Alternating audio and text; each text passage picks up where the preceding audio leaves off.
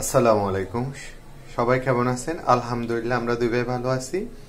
এই তো অফিস থেকে আসলাম, ফ্রেশ হলাম, নাস্তা করছি, এরপরে কচুরলতিগুলা পরিষ্কার করে কেটে নিলাম এবং ধুয়ে রাখলাম, আর চুলায় ভাত বসিয়ে দিলাম।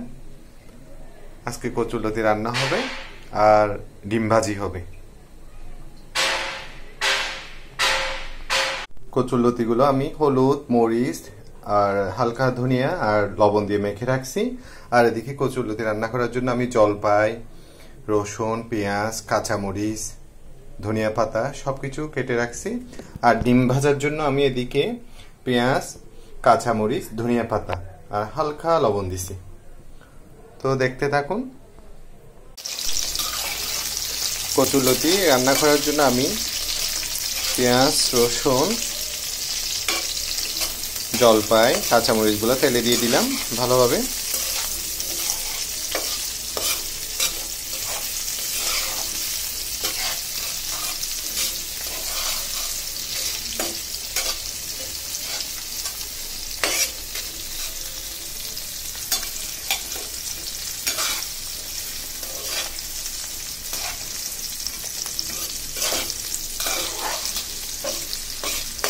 কচুরলতিতে রসুন আর যে কোনো টক দিলে ভালো লাগে। আমি কচুরলতিগুলো দিয়ে দিব। এই যে আমার কচুরলতি।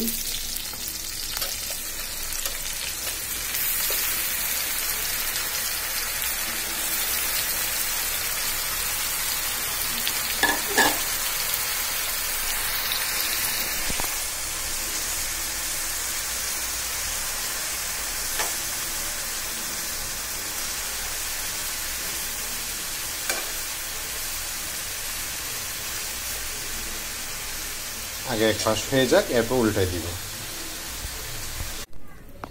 এদিকে আরেক চুলায় আমি ডিম ভাজার জন্য তেল দিয়ে দিছি। এখন ডিম দিগুলো দিয়ে দিব।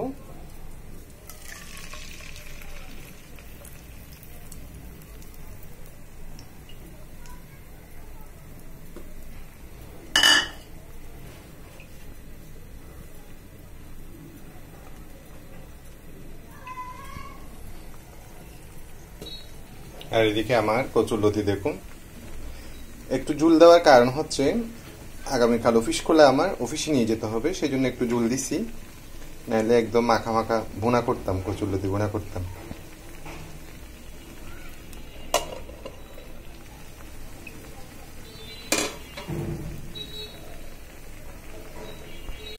তো আজকের মতো আমার রান্না একদম শেষ।